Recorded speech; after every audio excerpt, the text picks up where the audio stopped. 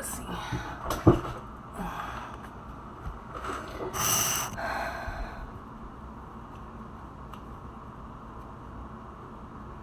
Olá, dona Lúcia. Jamilinha, sempre as primeiras a entrar. Ô, meninas aplicadas, lindas da minha vida. Que bom, meninas. Oi, Vina, bonita. Cadê a Liz? Tá bem? Essa gostosa. Claudinha, Gal, Mandinha. Vamos lá, meninas. Gente, foi muito bom trilhar essa jornada aí com vocês. Estou tão branca por causa da luz aqui. Muito bom a gente trilhar essa jornada aí com vocês esse tempo todo, né? Que a gente teve juntas, já foram 10 lives, essa é a 10ª. Porque são 10 capítulos, né, o livro. E hoje a gente chegou no final do livro, né? Desse livro que a gente se propôs a estudar, Encontros com Jesus, do Timothy Keller. E hoje, especificamente, nós vamos falar sobre Maria, a mãe de Jesus, né? A gente vai falar um pouquinho da anunciação, do anjo Gabriel que aparece para ela e traz essa notícia de que ela seria a mãe, né, do nosso Salvador e tudo mais, e a coragem de Maria, tá? Então a gente vai falar sobre isso hoje. E eu achei muito bacana o livro terminar com esse assunto, tá? Eu queria que a gente começasse orando, ok? E como a gente tem feito sempre, e depois a gente vai conversar um pouquinho, tá certo? Senhor, muito obrigada por esse dia, nós te agradecemos por essa jornada até aqui, nós te louvamos porque o Senhor tem nos inspirado, o Senhor tem falado ao nosso coração, a cada uma o Senhor falou de um jeito diferente, a cada uma o Senhor tratou de forma diferente. Nós sabemos que o Senhor conhece o nosso coração muito mais do que nós mesmas conhecemos, Senhor, quando o Senhor muitas vezes começa a fazer algo no nosso coração e às vezes a gente acha que foi nossa vontade, a gente descobriu que não. Muitas vezes a ação do Senhor e a vontade no nosso coração não são nossas, é do Senhor, e nós te agradecemos por isso. Eu te peço que o Senhor abençoe cada uma dessas mulheres maravilhosas, Deus, que estão aqui te buscando. Se essas pessoas estão ouvindo essa live, Deus, é porque há no coração delas um desejo de te buscar. Ninguém vai atrás de ouvir, escutar uma live se aquele assunto não interessa. Então, se esse assunto interessa, Senhor, a vida dessas pessoas, eu sei que é porque o Senhor já está fazendo uma obra na vida delas. E eu te agradeço por isso, Senhor, porque o teu amor derramado por nós não é por nós, não é por obra nossa, não é mérito nosso para que a gente não se glorie. A fé, Senhor, não vem de nós, a fé é dada a nós pelo Senhor também, a tua palavra nos diz. E por isso nós te agradecemos, Deus, porque eu sei que cada uma de nós aqui conhece alguém que não tem fé, que não acredita. E eu penso, Deus, que é uma vida tão difícil. Eu penso assim, Senhor, eu não sei como é que uma pessoa sem fé tem conseguido viver no mundo que a gente está vivendo, Senhor. Um mundo tão difícil, que jaz no maligno, como a tua palavra diz. E a nossa fé nos sustenta porque nos diz que o Senhor venceu o mundo e que a gente deve ter bom ânimo. Que bom, Senhor, a gente poder crer. Nós te agradecemos por isso e te louvamos em nome de Jesus. Amém. Amém, meninas? Carlita, Estrela... Vamos lá, Ricardinho Carvalho, olha só, bem-vindo, viu, amigo? Saudade de tu. Vamos lá. Pessoal, a gente tá lendo, estamos lendo o livro, né? Mas vamos ler o livro hoje no Evangelho de Lucas, capítulo 1, certo? Versículos de 26 a 45. São exatamente os versículos que falam desse anjo que aparece a Maria e vai falar com ela para dizer que ela vai engravidar desse menino, desse bebê, né? Vamos ver aí como é que a Maria se comporta, o que ela diz, quais são as dúvidas que ela tem, tá? Vamos ler o texto, já vai colocando isso na sua cabeça, já vai se questionando junto comigo, porque é bem interessante o que a gente vai aprender hoje, tá bom? Aprender com essa mulher que é tão maravilhosa, tá? Então vamos lá. Versículo 26. No 6º mês, Deus enviou o anjo Gabriel a Nazaré, cidade da Galileia, a uma virgem prometida em casamento a certo homem chamado José, descendente de Davi. O nome da virgem era Maria. O anjo, aproximando-se dela, disse: Alegre-se, agraciada, o Senhor está com você. Maria ficou perturbada com essas palavras, pensando no que poderia significar esta saudação. Mas o anjo lhe disse: Não tenha medo, Maria, você foi agraciada por Deus. Você ficará grávida e dará à luz um filho e lhe porá o nome de Jesus. Ele será grande e será chamado Filho do Altíssimo. O Senhor Deus lhe dará o trono de seu pai Davi, e ele reinará para sempre sobre o povo de Jacó. Seu reino jamais terá fim. Perguntou Maria ao anjo: como acontecerá isso se sou virgem? Ela tinha dúvida.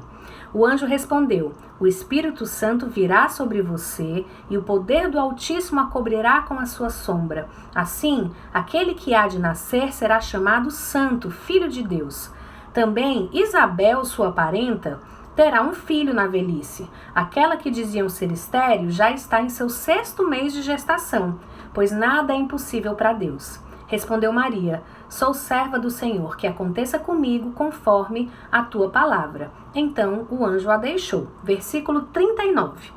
Naqueles dias Maria preparou-se e foi depressa para uma cidade da região montanhosa da Judéia, onde entrou na casa de Zacarias, que era o marido de Isabel, e saudou Isabel. Quando Isabel ouviu a saudação de Maria, o bebê agitou-se em seu ventre e Isabel ficou cheia do Espírito Santo. Em alta voz exclamou: bendita é você entre as mulheres e bendito é o filho que você dará à luz. Mas porque sou tão agraciada ao ponto de me visitar a mãe do meu Senhor? Logo que a sua saudação chegou aos meus ouvidos, o bebê que está em meu ventre agitou-se de alegria. Feliz é aquela que creu que se cumprirá aquilo que o Senhor lhe disse. Amém? Adoro esse texto, gente. Que legal, né? Gente, talvez a gente olhando para a vida de Maria, a gente não acha que tenha sido uma aparição, né, desse anjo tão difícil, porque a gente já tem uma série de coisas pré-concebidas. A gente sabe quem é Jesus, o que ele veio fazer, tudo o que aconteceu, os milagres, que ele morreu, ressuscitou. A gente já tem essa noção desse Jesus homem, tá certo? Mas eu acredito que para Maria isso tenha sido muito difícil, muito assim, difícil para a compreensão dela, para o entendimento dela, o que é que aquele anjo estava ali dizendo para ela, tá? Mas a gente vai estudar hoje que a resposta dela e as questões que ela coloca diante dessa situação é muito comovente. Eu queria começar primeiro assim, mostrando para vocês que o anjo, ele já chega dizendo o que vai acontecer com ela, tá? E ele diz: olha, você dará à luz ao Filho do Altíssimo. Esse é um primeiro ponto que ele deixa claro para Maria. O que era esse ser filho de alguém na antiguidade? Vocês sabem, gente, que os judeus, por exemplo, uma mulher judia, se ela for estéril, isso para o judeu é uma grande maldição. Por quê? Porque o judeu entende que a herança dele está na geração que vem, está nos filhos que são gerados e que são paridos. São esses filhos que darão continuidade a essa família, ao gerenciamento dos bens, ao nome da família. É muito importante isso. Então, quando você dizia que era filho de alguém, você não estava dizendo simplesmente que você tinha nascido daquela mãe ou daquele pai. Você estava dizendo das suas características, dessa genética, do que você tinha herdado, não só financeiramente, mas do que você tinha herdado como características, como caráter, tá certo? Fazia parte dessa coisa da antiguidade, você dizer de quem era filho. Quando você dizia de quem era filho, é como se você estivesse se assemelhando àquela pessoa, tá? É como se nela você cresce com todo o seu fervor naquela pessoa, tá? Então, tanto é que a gente vê lá em João, no capítulo 8, que Jesus ele tem uma certa discussão com os líderes religiosos, porque eles diziam assim: nós somos filhos de Abraão, somos filhos de Deus. O que eles estavam dizendo? A gente crê nessa aliança, né? Ninguém ali era filho de Abraão. Abraão nasceu há 2000 anos atrás de Jesus ter vindo ao mundo. Então, quando eles diziam na época de Jesus ser filho de Abraão, ele não estava dizendo eu nasci de Abraão, né? Ele estava dizendo, olha, de toda essa geração aí que vem, eu creio nesse Abraão, que é o nosso pai, profeta, né? De quem Deus disse que ia fazer uma grande nação. Eu sou parte dessa nação. Então, quando você dizia que era filho de alguém, você está se assemelhando àquela pessoa. Nas doutrinas, nas crenças, nos valores, no caráter, certo?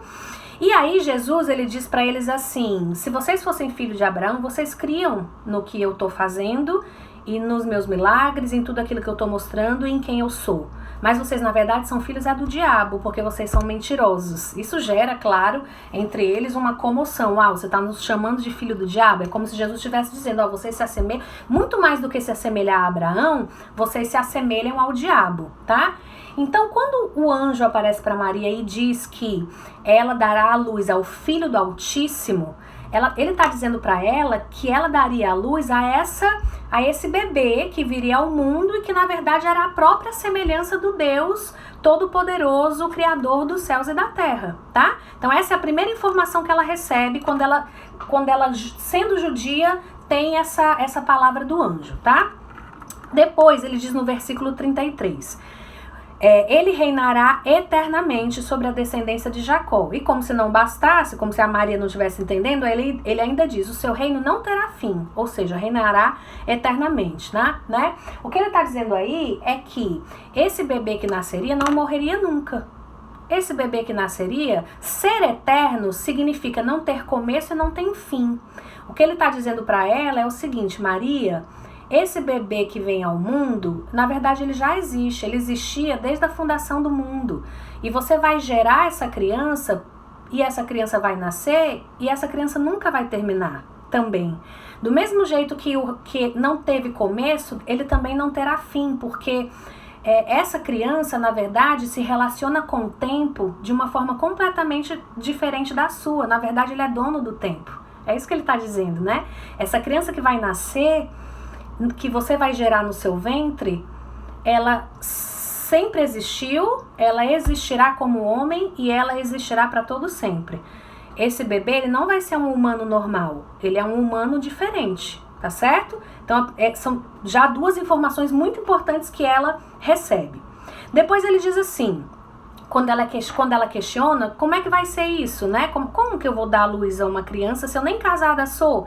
Naquela época, as mulheres não tinham relacionamento sexual antes de se casar, tá? Então, o anjo diz para ela assim, o poder do Altíssimo te encobrirá. Então, o que ele estava dizendo? Essa criança virá ao mundo num nascimento miraculoso. Realmente, Maria, você está correta. Todos os bebês da terra... foram gerados através de uma relação sexual. É verdade isso. Mas esse bebê que vai ser gerado em você não vai ser gerado dessa forma porque ele é um bebê miraculoso. Ele é um bebê que é encoberto pelo poder que não é seu, pelo poder que é de Deus, pelo poder que é do Altíssimo, que é desse Altíssimo. Tá? Então é um bebê miraculoso. E por último ele diz, você vai dar o nome para ele de Jesus. O que significa o nome Jesus? Deus que salva, tá? Então é uma declaração sucinta, o nome é Jesus. Mas quando você está dizendo nome, a gente vê em vários momentos, gente, que o nome era algo extremamente importante na Bíblia. Né? A gente vê várias pessoas que são chamadas pelo nome, depois esse nome muda conforme elas têm esse encontro com Deus, e o que ele está dizendo o nome dessa criança vai ser Jesus. Por quê? Como é que o nome deveria ser? Provavelmente deveria ser José, porque naquela época, muito mais do que hoje em dia, era-se comum que o primeiro filho, homem, que nascesse, levasse o nome do pai. Né? E o que ele está dizendo, não vai ser José, o nome vai ser Jesus, que significa Deus que salva. O bebê que está para nascer é o próprio Deus, o Senhor Deus eterno, tá? E ele veio para essa salvação. Então ele dá uma série de informações para Maria, gente, né, nesse texto sucinto aí que a gente leu, e que eu acredito que deixou a Maria meio em choque, assim. A gente vê no texto que tiveram algumas razões sociais e teológicas, tá? Para ela meio que ter entrado em choque. Por quê? Primeiro porque ela deveria ser uma jovenzinha, gente, ela devia ter entre 14 e 15 anos. As mulheres naquela época casavam muito jovens.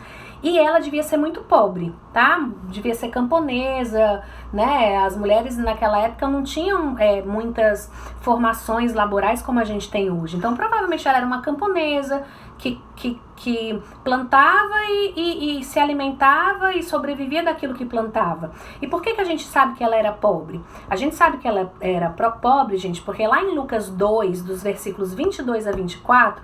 a gente vai ver que Maria e José levam Jesus para ser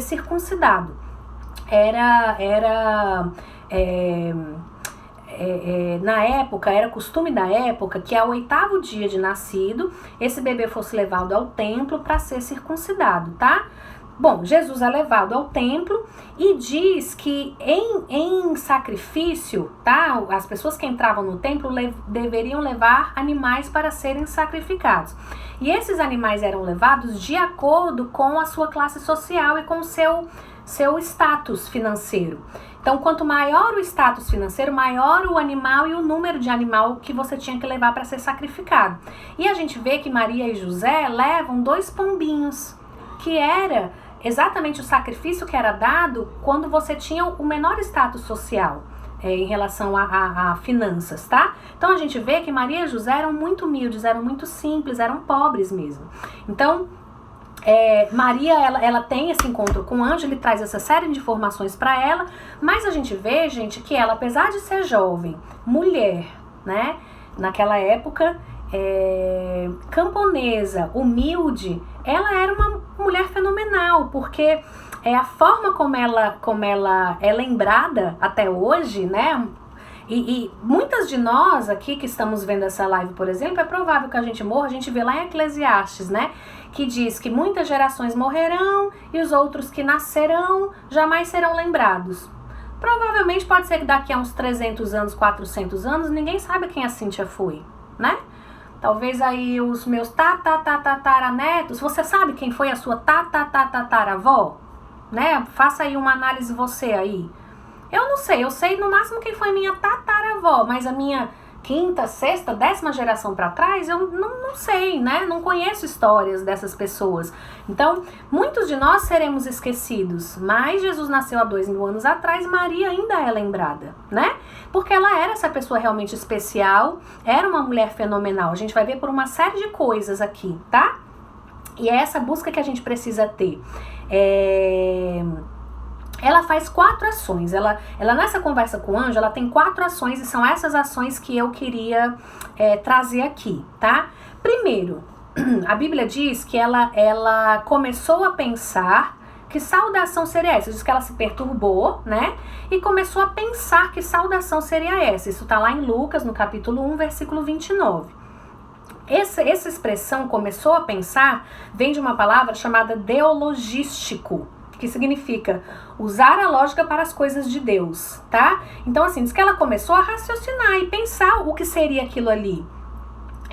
Era muito estranho o que o anjo estava dizendo. Hoje em dia, gente, a gente vive num meio social onde a ciência e as coisas assim do raciocínio, da tecnologia, fazem a gente pensar nas coisas bíblicas como burrice, né? Muita gente não olha e fala assim, ai meu Deus, que ignorância. Sério que você acredita nisso aqui? Né? Então a gente tem essa tendência a achar que para Maria foi muito fácil acreditar, porque enfim, naquela época, né, o povo era meio ignorante mesmo.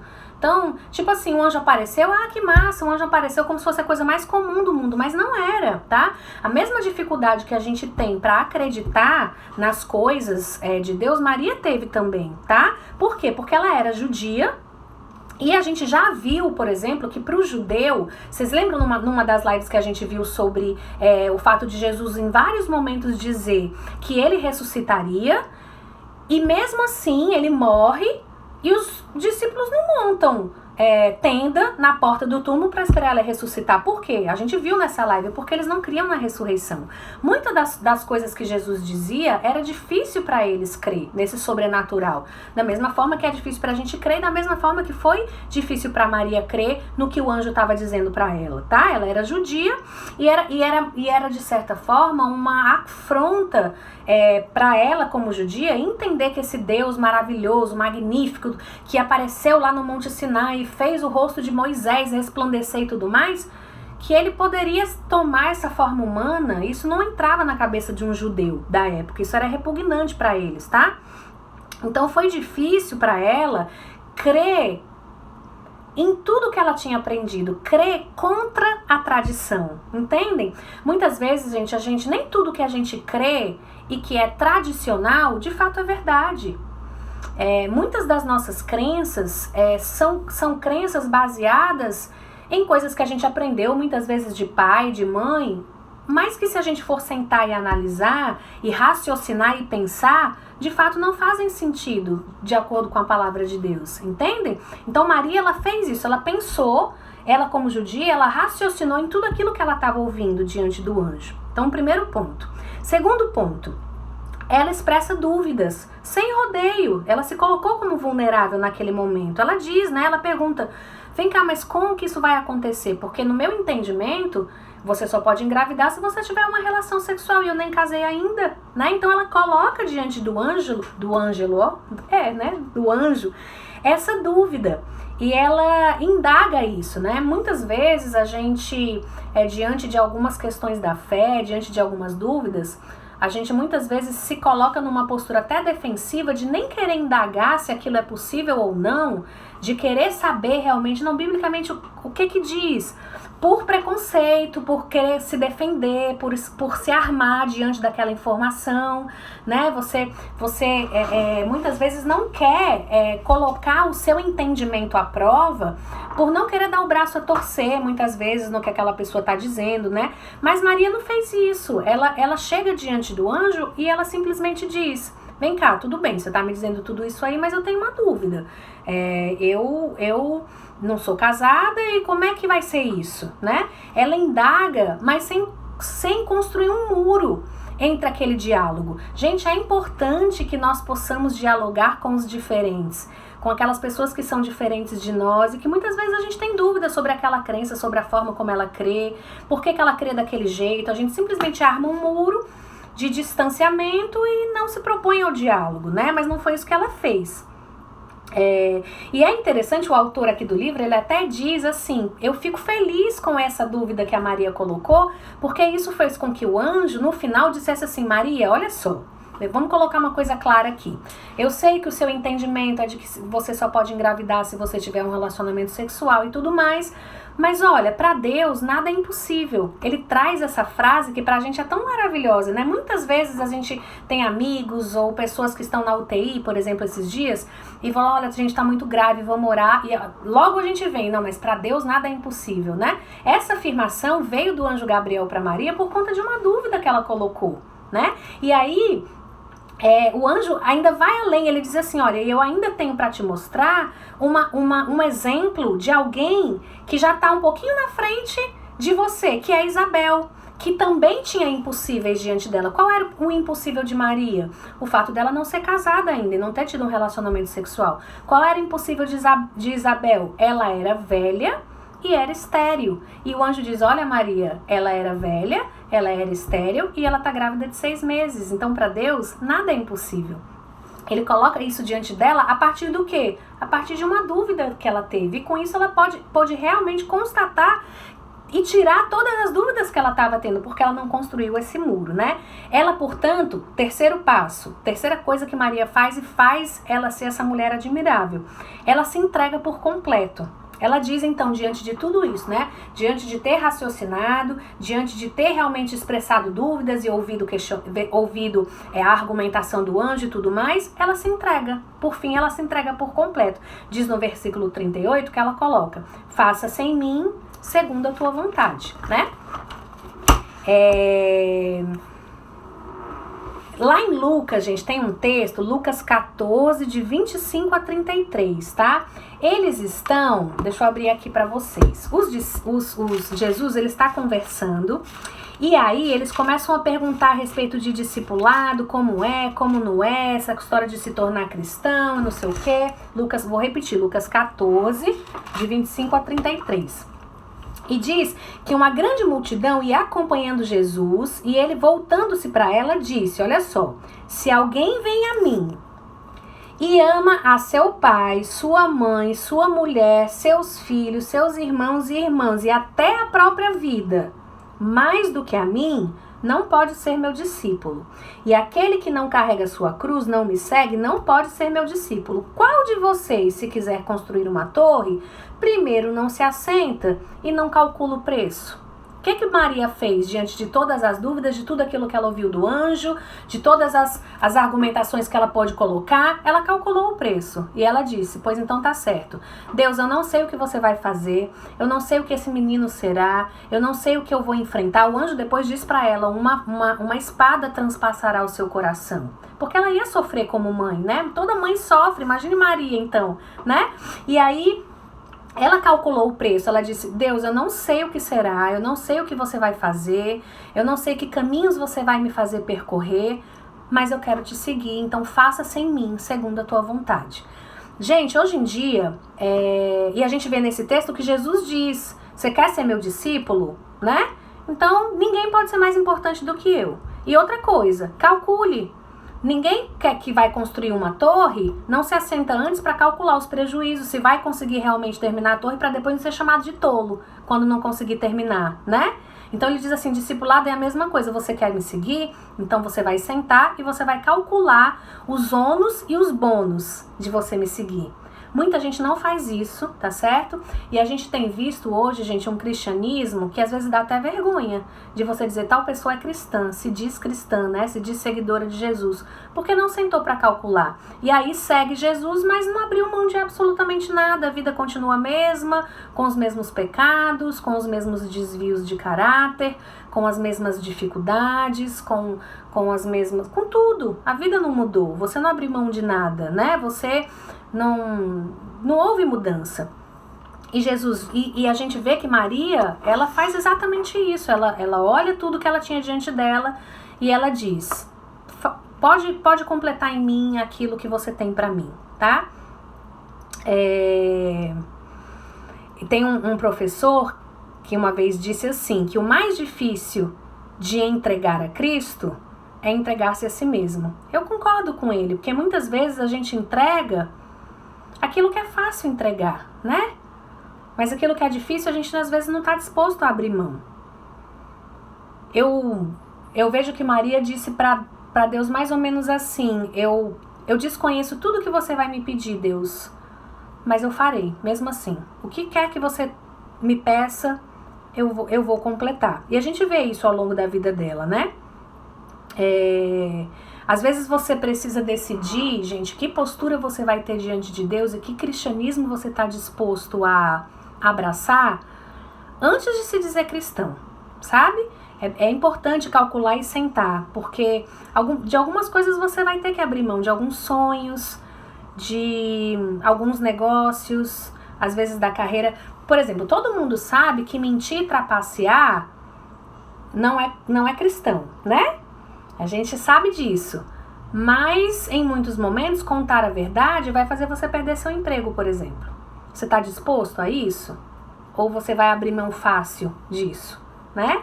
E eu me lembro, gente, que alguns anos atrás eu dei aula eu sou fisioterapeuta, né?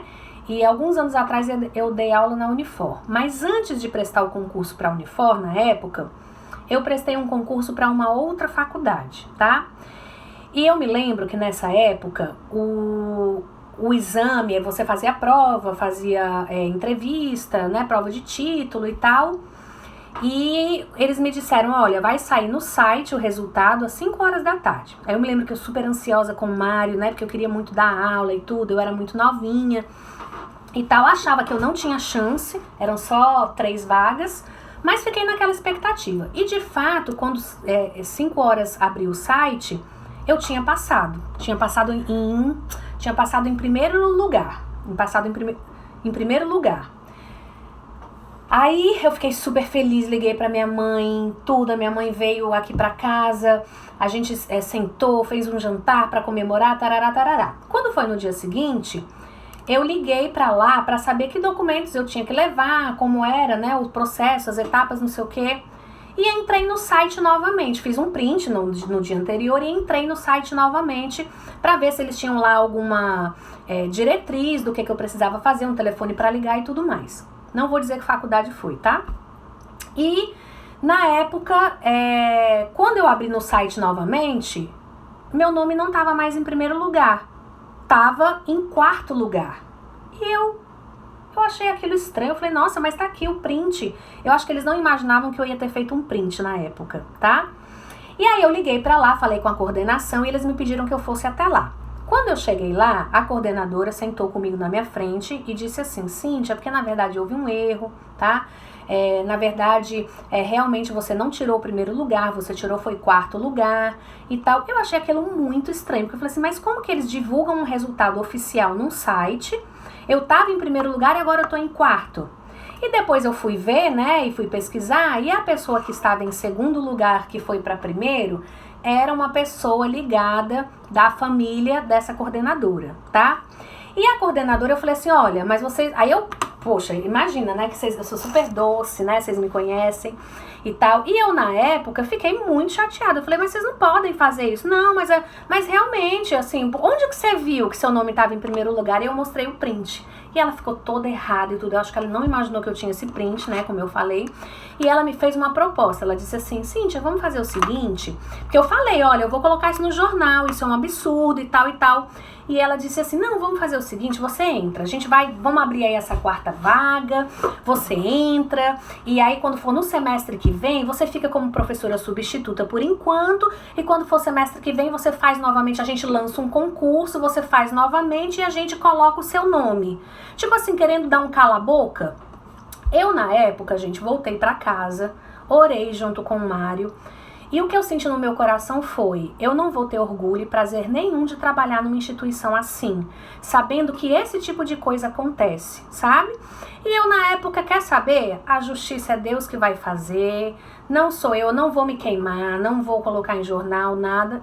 Liguei, agradeci, não fiz absolutamente nada, chorei muito nesse dia, nessa semana. Falei, Senhor, isso é muito injusto e tal, mas eu creio que o Senhor é a minha justiça e tudo mais. Mas eu entendi o meu cristianismo dessa forma. Eu achei que eu não devia fazer isso, que Deus é a minha justiça, que Deus é que ia fazer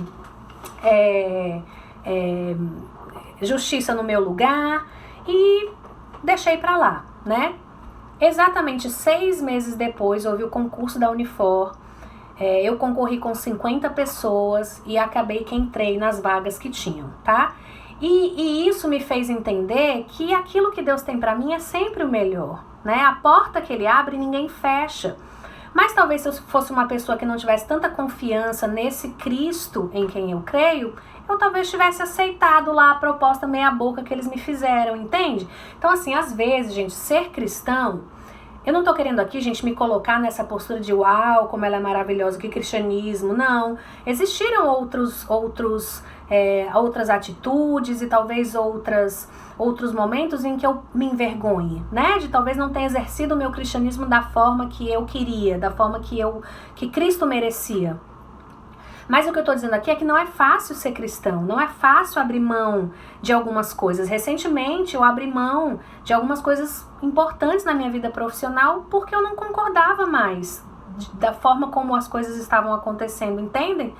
E passei por um período de luto muito grande por causa disso. Então, assim, o que eu quero dizer é que não é fácil ser cristão. E Maria mostra pra gente que não é fácil realmente. Que você precisa sentar, você precisa calcular, você precisa ouvir tudo aquilo que está sendo colocado para que você de fato tenha um cristianismo fiel e possa exercer e dizer como Maria disse, que faça-se em mim segundo a tua vontade, né? E o último ponto que eu queria colocar aqui é o fato de Maria ter ido, depois de tudo isso, procurar Isabel, a comunhão com pessoas que passaram pelas mesmas coisas, que creem no mesmo Deus, que têm a mesma experiência, porque é essa comunhão que vai te dar força, né? Você nunca vai vencer sozinho, você nunca vai vencer se você não tiver comunhão com pessoas que acreditam no mesmo Deus que você, tá? E com isso, a gente termina a nossa live, com isso a gente termina o nosso livro, né? Foi esse livro que a gente estudou, Encontros com Jesus. Eu fico muito feliz assim com essa jornada de 10 lives aí que a gente fez, com todos esses aprendizados e esses ensinamentos que pra minha vida foram muito especiais, gente. Eu espero que pra vida de vocês também. Tem algumas pessoas me perguntando se eu vou continuar com lives. Eu ainda não sei, tá? Eu tô vendo, tô estudando alguns materiais, mas eu aviso vocês, tá bom? De qualquer forma, a gente tem o Instagram, que é o Migs, M-I-G-S, Migs, Nova Jerusalém, tá certo? Migs IPNova, na verdade, tá? É o Migs da Nova Jerusalém, mas o Instagram é @Migs IPNova, tá? M-I-G-S-I-P Nova, tá? É o Ministério de Mulheres da Nova Jerusalém. Lá a gente sempre tem colocado devocional, a gente sempre tem colocado testemunhos, tá? Palavras de mulheres, tá certo? Comuns como nós, maravilhosas e tal. E que somos como Maria, tá certo? Meu desejo é que você seja como ela. Que seja simples, que seja vista como talvez a menor de todas naquela época, ia ser vista como talvez uma desgraçada, porque estava grávida e não estava nem casada ainda. O próprio José pensou em abandoná-la, precisou um anjo aparecer para ele para dizer que não faça isso. Mas é uma mulher de quem a gente fala e de quem a gente se orgulha até hoje, porque ela teve atitudes maravilhosas diante de Deus, e no final, depois de ponderar sobre todo esse cristianismo, sobre tudo isso que ela tinha ouvido, ela pôde dizer: não, Deus, eu creio realmente e eu espero que na minha vida o Senhor possa cumprir a sua vontade. Esse é meu desejo para vocês também, meninas. Muito bom ter estado com vocês. Eu espero que eu tenha sido instrumento de Deus na vida de vocês, para que a gente pudesse ter aprendido tudo isso que a gente aprendeu juntas. E eu tô à disposição, tá bom? Se você tiver dúvida, se você quiser conversar, tá bom? Um grande beijo pra vocês. Deus abençoe. Vamos lá. Se eu já assisti o seriado Maria Madalena. Não, ainda não, Tê. Não assisti. Mas já me disseram que é muito massa, que é muito lindo, né? Depois vou procurar. O pessoal tá falando daquele... Tem um outro também, Ai, gente, esqueci agora, mas também é muito bom. Aquele outro que também é muito bom, que eu esqueci o nome.